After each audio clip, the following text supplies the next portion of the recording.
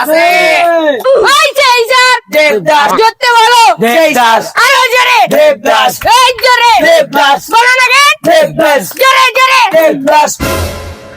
Sir মেকটা please.